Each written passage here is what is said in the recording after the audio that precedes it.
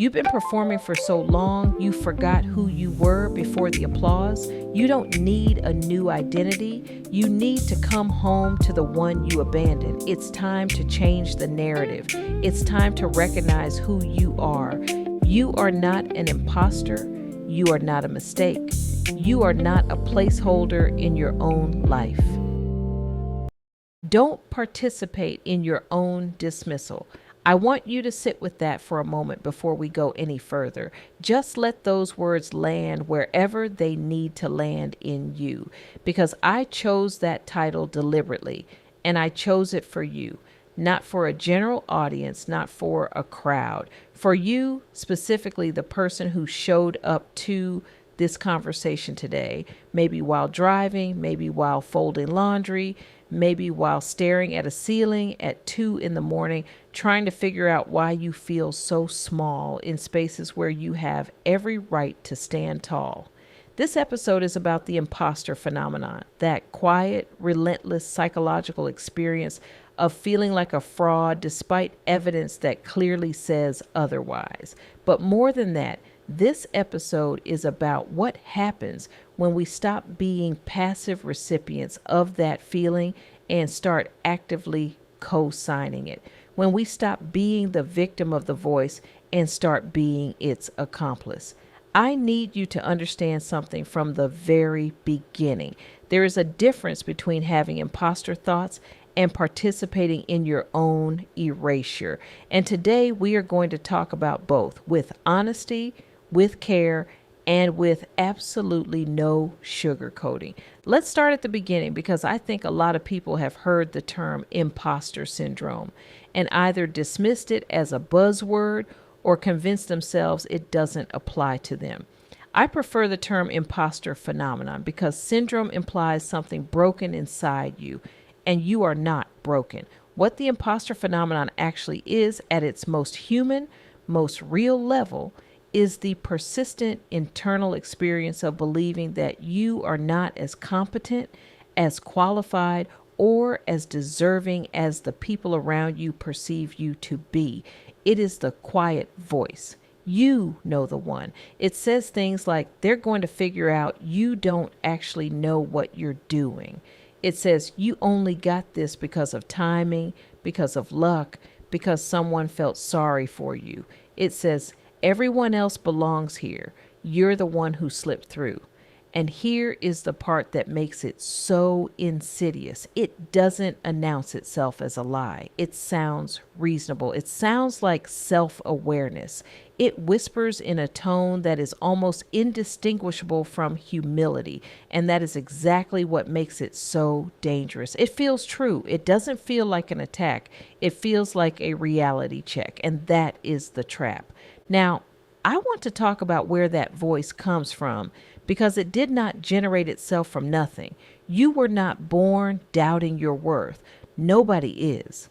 That doubt was constructed, built piece by piece, layer by layer, by environments, by people, by systems that had a vested interest in keeping you uncertain.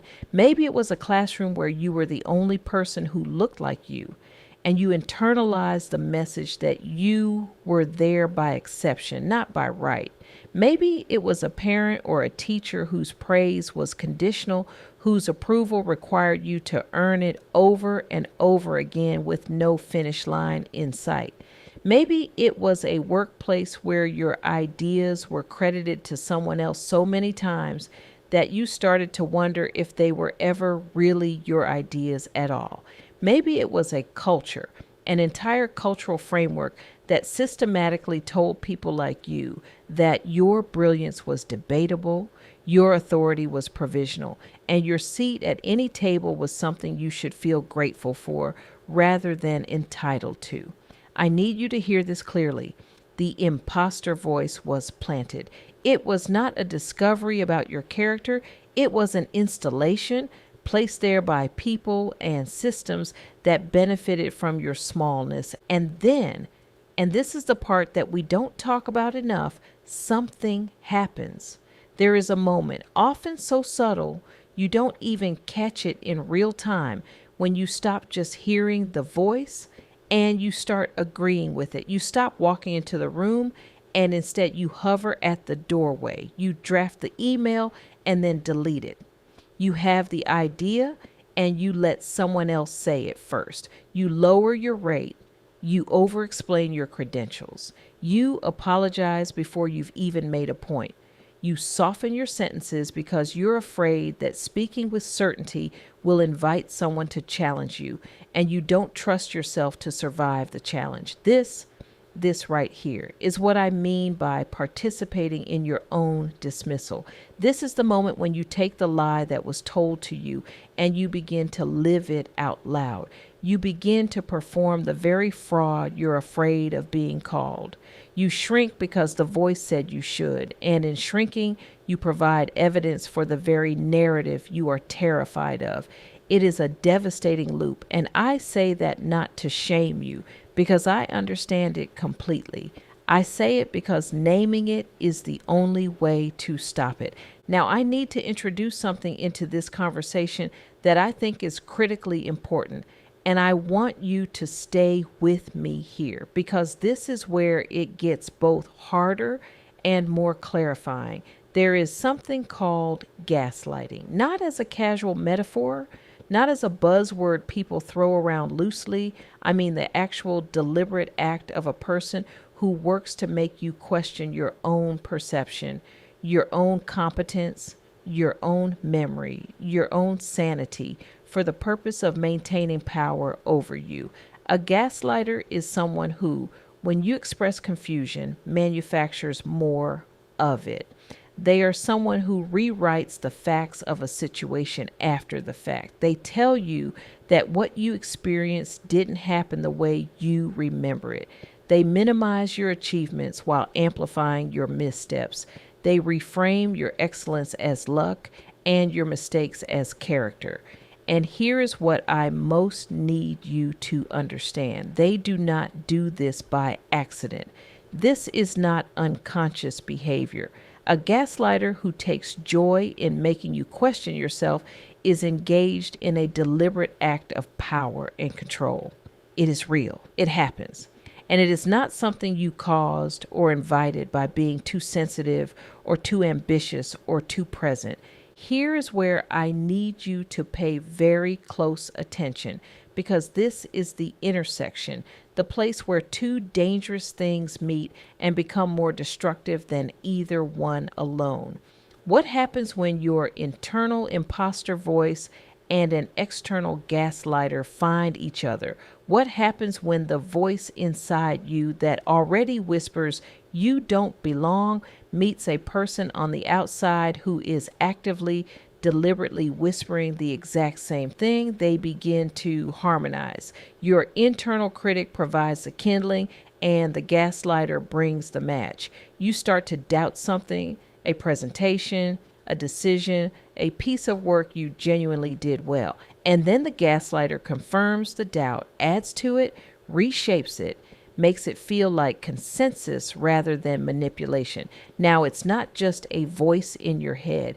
Now there is external evidence. Now it feels verified.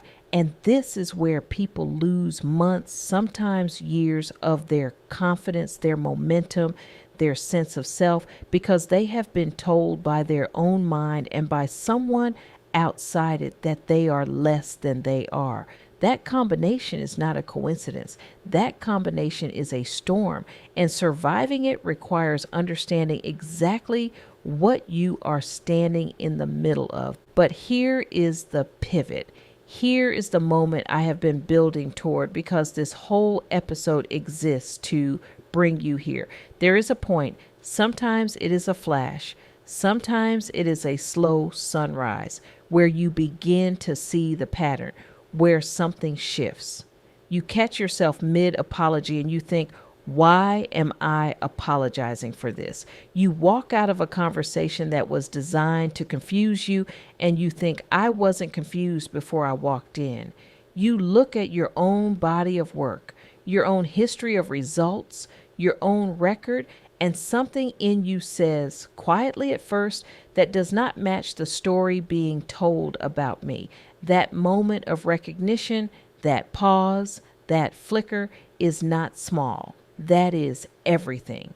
That is the first act of resistance. You do not have to have it all figured out. You do not have to have a plan. You do not have to feel brave. You simply have to notice. Noticing that the voice is lying, whether it lives inside you or is being delivered by someone in your orbit, is the beginning of the entire reversal. Everything starts there. So let's talk practically about what it actually takes to break the pattern of imposter thinking from the inside. Because awareness is the door, but you still have to walk through it. The first thing it requires is that you name the voice, not describe it, name it. Give it a character that is separate from you because it is not you. It is a narrative that was imposed on you, and you have been carrying it as if it were your own. When it speaks, call it out. That is the imposter voice talking right now, and I am not going to take direction from it. Then you challenge the evidence. You ask yourself genuinely and rigorously, what is the actual record? What did I build? What did I deliver? What problems did I solve that no one else solved? Who have I helped? What have I created? Where have I led? And then, and this is the most important and the hardest part, you begin to rewrite the narrative. Not by lying to yourself with hollow affirmations, but by choosing deliberately and repeatedly to let the truth of your track record speak louder than the noise of your doubt. This is not a one-time exercise. This is a practice. It requires the same discipline as any other skill, and you are capable of it. Now, let me speak to you about the gaslighter specifically. Not in theory, not diplomatically, but clearly. If there is a person in your life, at work, at home, in your community, who takes pleasure in your confusion, who seems energized by your self-doubt, who consistently reshapes reality to make you feel unstable and insufficient, you do not owe that person your vulnerability. You do not owe them an explanation of your competence. The moment you begin explaining yourself to someone who is weaponizing your explanation, you have handed them the blueprint of how to take you apart. Stop explaining. You do not have to convince someone to respect your reality if their investment is in distorting it. What you have to do is refuse to participate in the dynamic. Hold your ground, not loudly, not combatively, but firmly and completely. Document what is real. Trust what you know to be true before the conversation started. Do not adjust your self-perception to match someone else's deliberately distorted view of you.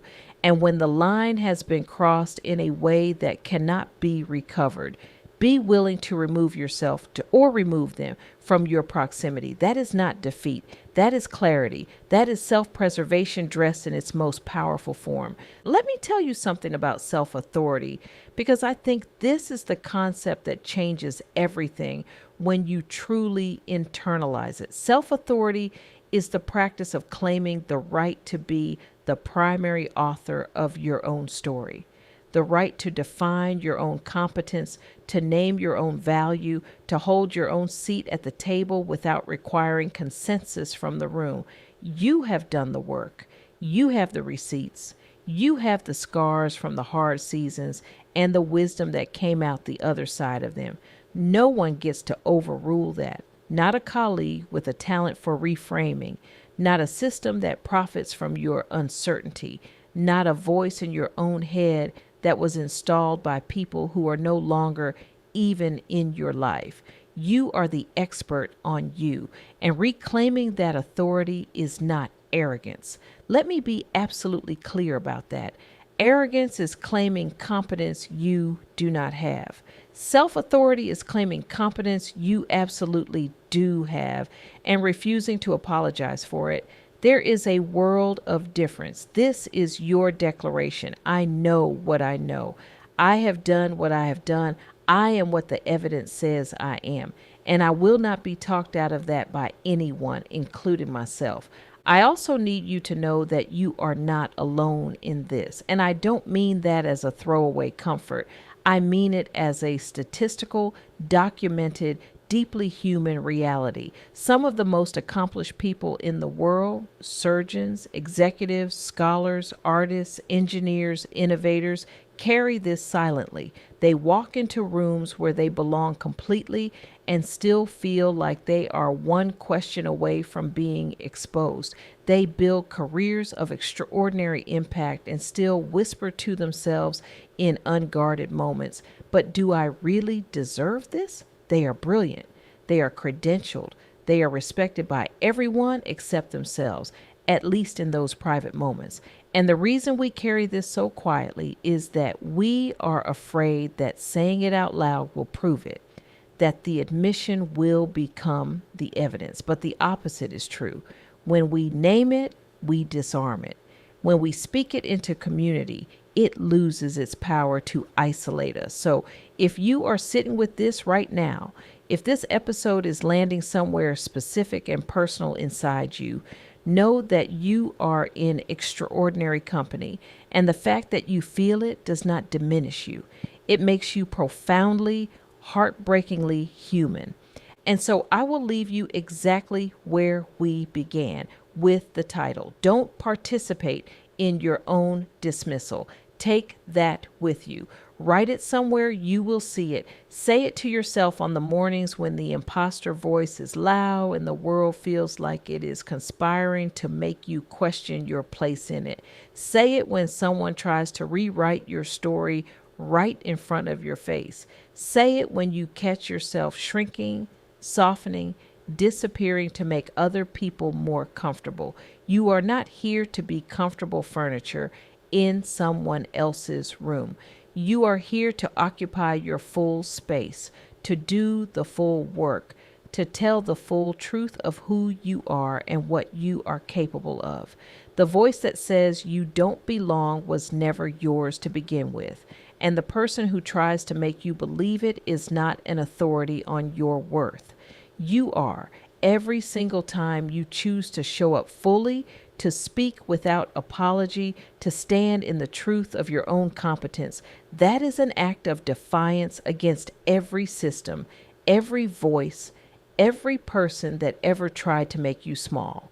Don't give them the satisfaction. Don't do their work for them. Do not today, not ever, participate in your own dismissal. So take a breath, settle in, and let's begin the work of separating who you are from who you've been performing to be, because it's time to stop performing and start belonging. Welcome to the work. Welcome to the becoming. Welcome to Unmasking the Imposter. Thank you for listening to the Imposter Phenomenon podcast. If today's episode opened something in you, share it with someone who needs this conversation too. Make sure you're subscribed so you never miss an episode. And if you're ready to go deeper, get ready to join our community where we're doing the real work of reclaiming identity, rewriting narratives, and rebuilding belonging from the inside out. Remember, you are not an imposter. You are not a mistake. You are the author, and your story is far from finished.